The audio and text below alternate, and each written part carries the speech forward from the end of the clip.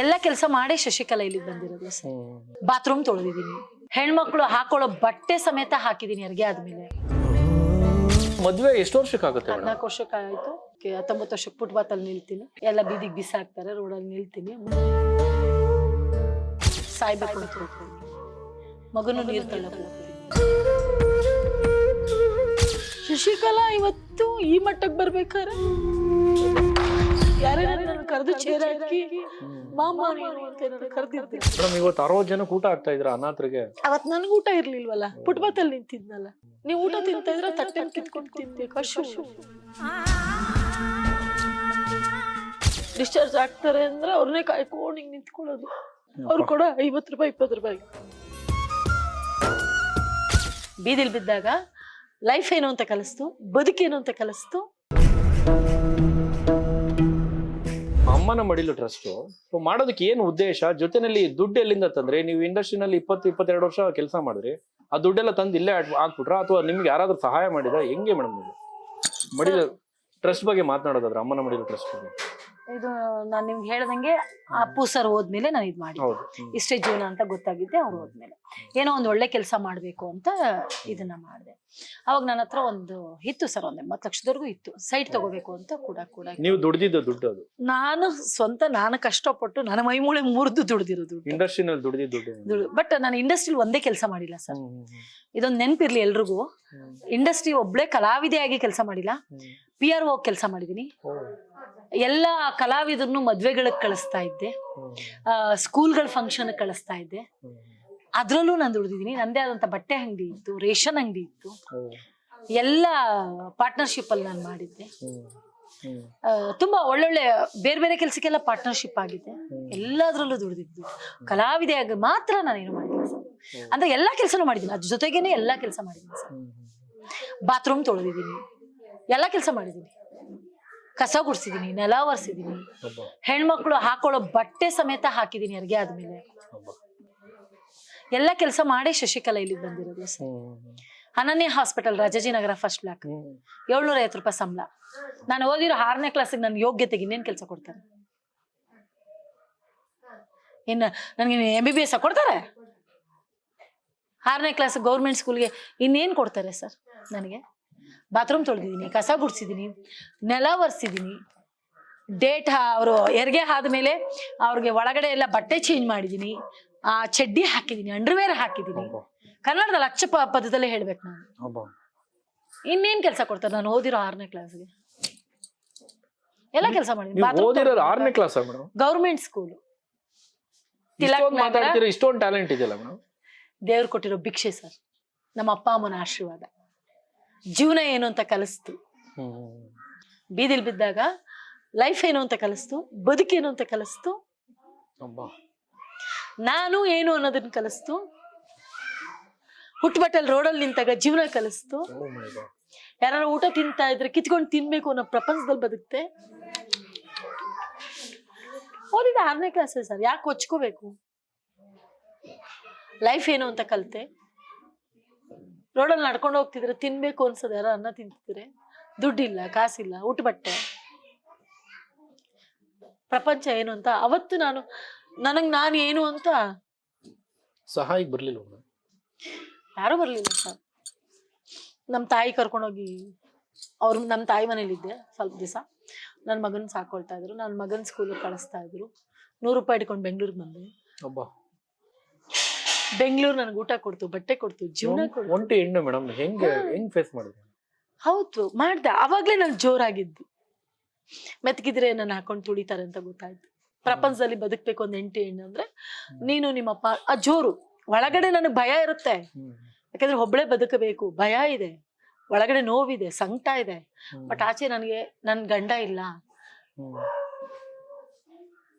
ಇಲ್ದೇ ಇರೋ ಒಂದು ಹೆಣ್ಣು ಮಗಳು ಅಂತ ಯಾರಿಗೂ ತೋರಿಸ್ಬಾರ್ದು. ಅಂದ್ರೆ ಗಂಡ ಇಲ್ಲ ಅಂದ್ರೆ ಮೇಡಮ್? ತೀರ್ಕೊಂಡು 20 ವರ್ಷ ಆಯ್ತು. 23 ವರ್ಷ ಆಯ್ತು. ಅಂದ್ರೆ ಮದ್ವೆ ಎಷ್ಟು ವರ್ಷಕ್ಕೆ ಆಗುತ್ತೆ? 14 ವರ್ಷಕ್ಕೆ ಆಯ್ತು. 18 ವರ್ಷಕ್ಕೆ 19 ವರ್ಷಕ್ಕೆ ಫುಟ್ಪಾತಲ್ಲಿ ನಿಲ್ತೀನಿ. ಎಲ್ಲ ಬೀದಿಗೆ ಬಿಸಾಕ್ತಾರೆ, ರೋಡಲ್ಲಿ ನಿಲ್ತೀನಿ, ಮಗುನ ಎತ್ಕೊಳ್ತೀನಿ. ನಮ್ಮ ತಂದೆ ಮನೆಯವ್ರು ಕರ್ಕೊಂಡ್ ಬರ್ತಾರೆ, ಫುಟ್ಪಾತಲ್ಲಿ ನಿಲ್ತೀನಿ. ನಿಮ್ ಮನೆಗೆ ನೀವು ಹೋಗಿ ಅಂತಾರೆ, ಕರ್ಕೊಂಡ್ ಬರ್ತೀನಿ ಅಷ್ಟೇ. ಮಗುನ್ ಕರ್ಕೊಂಡ್ ಬಂದ್ಬಿಡ್ತೀರಿ? ಹೋಗಿ ಅಂದಾಗ ಎಲ್ಲಿ ಹೋಗ್ಬೇಕು ನಾನು?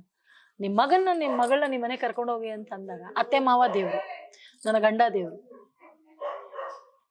ಫುಟ್ಪಾತಲ್ಲಿ ನಿಂತಾಗ ಕರ್ಕೊಂಡು ಹೋಗಿ ಹೇಳಿಕೆ ಮಾತು ಇದೇ ಇವತ್ತು ನಾನು ಹೇಳಿದ್ದದೇ ಮಾತಿಗೆ ಹೇಳಿಕೆ ಮಾತು.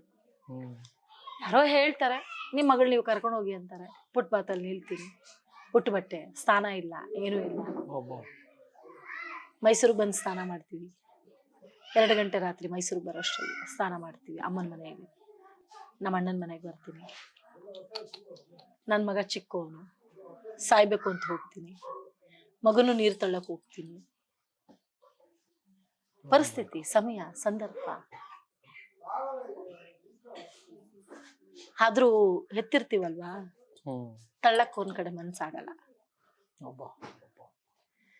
ಅದೆಲ್ಲ ದಾಟಿ ಒಂದಿನ ಸೀರೆ ಬಿಚ್ಬಿಟ್ಟು ಮರದ ಕೆಳಗಡೆ ಕುತ್ಕೊಂಡು, ಎಲ್ಲೂ ಹೋಗ್ಬೇಕು ಎಲ್ಲೂ ಹೋಗೋದ್ ಬೇಡ ಅಂತ ಅನ್ಕೊಂಡು ಡಿಸೈಡ್ ಮಾಡ್ಕೊಂಡು ಮರದ ಕೆಳಗಡೆ ಕುತ್ಕೊಂಡು ನನ್ನ ಮಗನ್ಗೆ ಸೀರೆ ಒಚ್ಚಿ ನನ್ನ ತೊಡೆ ಮೇಲೆ ಮಲಗಿಸ್ಕೊಂಡು ಆಮೇಲೆ ಸೀರೆ ಎತ್ಕೊಂಡು ಉಟ್ಕೊಳ್ತೀನಿ ಬೆಳಗ್ಗೆ 5 ಗಂಟೆಗೆ.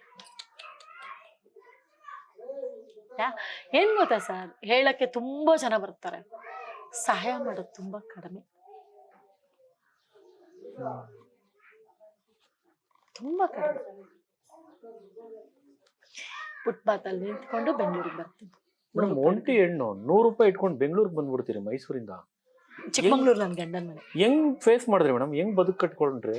ಅಕ್ಕನ ಮನೇಲಿ ಸ್ವಲ್ಪ ದಿವಸ ಇರ್ತೀನಿ, ಅಣ್ಣನ ಮನೇಲಿ ಸ್ವಲ್ಪ ದಿವಸ ಇರ್ತೀನಿ. ಫಸ್ಟ್ ಗಾರ್ಮೆಂಟ್ಸ್ಗೆ ಹೋಗ್ತೀನಿ, ಅಲ್ಲಿ ಇಲ್ಲಿ ಕೆಲಸ ಕೇಳ್ಕೊಂಡು.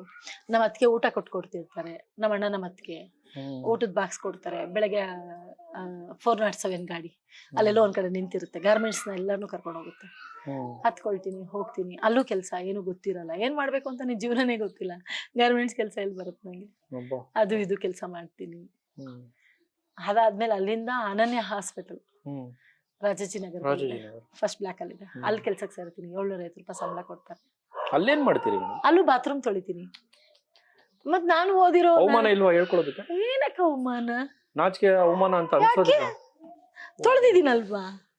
ಓ ಮೈ, ಶಶಿಕಲಾ ಇವತ್ತು ಈ ಮಟ್ಟಕ್ಕೆ ಬರ್ಬೇಕಾರೆ ಯಾರೇ ನನ್ನ ಕರೆದು ಚೇರ್ ಹಾಕಿ ಮಾಮ ನೀನು ಅಂತ ಏನಾರು ಕರೆದಿದ್ರ, ಈ ಮಟ್ಟಕ್ಕೆ ಬರಕ್ಕೆ ನನ್ ಬೆನ್ನಿಂದ ನಾನ್ ಪಟ್ಟಿರೋ ಕಷ್ಟ ನನಗ್ ಗೊತ್ತು. ಮೇಡಮ್, ಇವತ್ತು 60 ಜನಕ್ಕೆ ಊಟ ಆಗ್ತಾ ಇದ್ರ ಅನಾಥರಿಗೆ? ಅವತ್ ನನ್ಗ ಊಟ ಇರ್ಲಿಲ್ವಲ್ಲ, ಫುಟ್ಪಾತಲ್ಲಿ ನಿಂತಿದ್ನಲ್ಲ.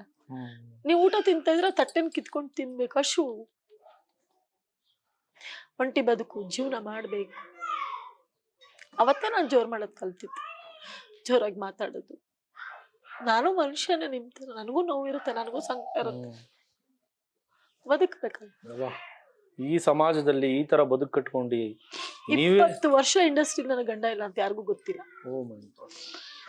ಎಲ್ಲ ಕೇಳೋರು, ಅಯ್ಯೋ ಈಗ ಬಿಟ್ಟೋದ್ರು ಶೂಟಿಂಗ್ ಬಂದಾಗೆಲ್ಲ, ಇವಾಗ ಬಿಟ್ಟೋದ್ರು ನಮ್ಮ ಮನೆಯವರು ಅಂತಿದ್ದೆ. ಆ ಕೆಲ್ಸಕ್ಕೆ ಹೋಯ್ತಾರೆ, ಈ ಕೆಲ್ಸಕ್ಕೆ ಕೊಚ್ಕೊಳ್ತಿದ್ದೆ ಜಂಬದ್ ಮಾತು. ಮಗುನ ಹೆಂಗ್ ಸಾಕೋದ್ರಿ ಮೇಡಮ್? ನಮ್ ತಾಯಿ ಸ್ವಲ್ಪ ದಿವಸ ಇಟ್ಕೊಂಡ್ರು, ನಮ್ಮಮ್ಮ ಸ್ಕೂಲ್ ಕಳಿಸ್ತಿದ್ರು ಮೈಸೂರಲ್ಲಿ. ಎಷ್ಟು ನೋವಿದೆ ಮೇಡಮ್, ನೋಡೋದಕ್ಕೆ ಅಲಂಕಾರ ಮಾಡ್ಕೊಂಡು ಒಳ್ಳೆ ಮಹಾಲಕ್ಷ್ಮಿ ತರ ಕುತ್ಕೊಂತೀರಿ ಕ್ಯಾಮ್ರಾ ಮುಂದೆ, ಒಳಗಡೆ ಎಷ್ಟೊಂದು ನೋವಿಟ್ಕೊಂಡಿದ್ದೀರಿ. ಇಲ್ಲೊಂದಷ್ಟು ಜನ ಸಾಕ್ತಾ ಇದ್ರಿ. ನಾನ್ ಸತ್ತೋಗ್ಬಿಟ್ರೆ ನನ್ ಮಗ ಬೀದಿಗೆ ಬರ್ತಾನಲ್ಲ, ತಾಯಿ ಅಲ್ವಾ, ಯೋಚನೆ ಮಾಡೋದ್ ತಪ್ಪಲ್ಲ. ನಾನ್ ಬೀದಿಗೆ ಬಿದ್ದೆ, ನಾನು ಹೋಗ್ಬಿಟ್ರೆ ಅವ್ನ ಯಾರು ಸಾಕ್ತಾರೆ, ಯಾರು ನೋಡ್ಕೋತಾರೆ? 9 ತಿಂಗಳು ಎತ್ತಿರ್ತೀನಲ್ವಾ, ನೋವು ಸಂಕಟ. ನನ್ ಮಗ ದುಡ್ಡಿಲ್ಲ ಅಂದ್ರೆ ನಾಯಿಗಿಂತ ಕಡೆ ಪ್ರಪಂಚ. ಅವನ್ ಎಂಥವನೇ ಆಗಿರ್ಲಿ, ಕುಡುಕ ಆಗ್ಲಿ, ಕುರುಡಾಗ್ಲಿ, ಕುಂಟ ಆಗ್ಲಿ, ಆ ಮೂಲೆಯಲ್ಲಿ ಇದ್ರೇನೆ ಹೆಣ್ಮಕ್ಳದ್ ಬೆಲೆ. ಇಲ್ಲ ಅಂದ್ರೆ ನಾಯಿ ಕರ್ದ ಅನ್ನ ಹಾಕ್ತಾರ, ಅವಳನ್ನ ಕರಿಯಲ್ಲ. ಮೇಡಮ್, ಈ ನಿಮ್ಮ ನೋವು ಯಾವ ಹೆಣ್ಮಕ್ಳಿಗೂ ಬೇಡ ಅನ್ಸುತ್ತೆ ಮೇಡಮ್.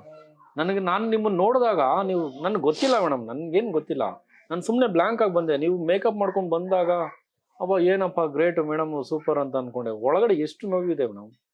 ಆದ್ರೆ ನೀವು ಬೆಳೆದಿರೋ ಹಿಂದೆ ಎಷ್ಟೆಲ್ಲ ನೋವಿದೆ. ಇಷ್ಟು ಅನಾಥರಿಗೆ ಊಟ ಆಗ್ತಾ ಇದೀರಿ, ಆಶ್ರಯ ಕೊಟ್ಟಿದ್ದೀರಿ. ನಡ್ಕೊಂಡು ಹೋಗ್ತಿದ್ದೆ ಕೆಲ್ಸಕ್ಕೆ, ಬರ್ತಿದ್ದೆ. ಅಲ್ಲಿ ಯಾರಾದ್ರೂ ಡಿಸ್ಚಾರ್ಜ್ ಆಗ್ಬಿಟ್ರೆ 50 ರೂಪಾಯಿ ಕೊಡೋರು, 20 ರೂಪಾಯಿ ಕೊಡೋರು. ಟಾಯ್ಲೆಟ್ ಎಲ್ಲ ತೊಳಿತಿದ್ದೆ ಅವ್ರಿಗೆ. ಅವ್ರ ಬಟ್ಟೆ ಎಲ್ಲ ಹೋಗಿತಿದ್ದೆ, ಒಳಗಡೆ ಹೆರಿಗೆ ಆಗಿರೋ ಬಟ್ಟೆ ಎಲ್ಲ ಹೋಗಿತಿದ್ದೆ. ಮಗು ಬಟ್ಟೆ ಹೋಗಿ ಕೊಡ್ತಿದ್ದೆ. ಡಿಸ್ಚಾರ್ಜ್ ಆಗ್ತಾರೆ ಅಂದ್ರೆ ಅವ್ರನ್ನೇ ಕಾಯ್ಕೊಂಡು ಹಿಂಗ್ ನಿಂತ್ಕೊಳ್ಳೋದು. ಅವ್ರು ಕೂಡ 50 ರೂಪಾಯಿ 20 ರೂಪಾಯಿ. ಬಾ.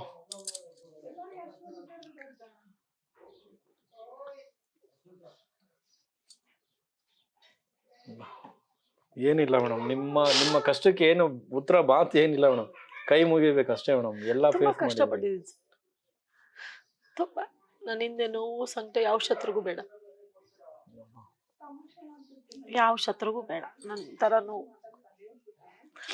ಕಲಾವಿದೆ ಅಷ್ಟೇ, ಒಳಗಡೆ ನೋವು ನನ್ನ ನನಗ್ ಮಾತ್ರ ಗೊತ್ತು. ಗಾರ್ಮೆಂಟ್ಸ್ ಹೋದೆ, ಅದಾಯ್ತು, ಹಾಸ್ಪಿಟ್ಲ್ಗೆ ಹೋದೆ, ಅಲ್ಲೊಬ್ರು ಪರಿಚಯ ಆಗ್ತಾರೆ, ಎಲ್ ವೆಂಕಟೇಶ್ ಅಂತ. ನನ್ನ ಜೀವನ ಅಲ್ಲಿಂದ ಟರ್ನ್ ಆಗುತ್ತೆ. ಅವ್ರ ರಿಲೇಟಿವ್ ಯಾರನ್ನೋ ಅಡ್ಮಿಟ್ ಮಾಡಿರ್ತಾರೆ, ಅವರು ದೂರದರ್ಶನಲ್ಲಿ ಇವತ್ತು ಇಂಜಿನಿಯರ್. ಒಂದು ಪಾತ್ರ ಕೊಡ್ತೀವಿ ಮಾಡ್ತೀರಾ ಅಂತಾರೆ. ಅವ್ರನ್ನ ರಿಲೇಟಿವ್ನ ನಾನು ನೋಡ್ಕೊಳ್ತಾ ಇರ್ತೀನಿ. ರಾತ್ರಿ ಹೊತ್ತು ಮನೆಗೆ ಹೋಗ್ತಿರ್ಲಿಲ್ಲ. ಯಾವ್ದಾದ್ರು ಒಂದ್ ಹೆರಿಗೆ ಪೇಷಂಟ್ ಬಂದ್ಬಿಟ್ರೆ ಬಡವರು, ಅವ್ರನ್ನ ಕರ್ಕೊಂಡು KC ಸೆಂಟರ್ ಹೊಟ್ಟೋಗ್ತಿದ್ದೆ. ಒಂದ್ ದಿವಸ ಕಾಲ ಕಳೆದ್ಬಿಡ್ತಿದ್ದೆ.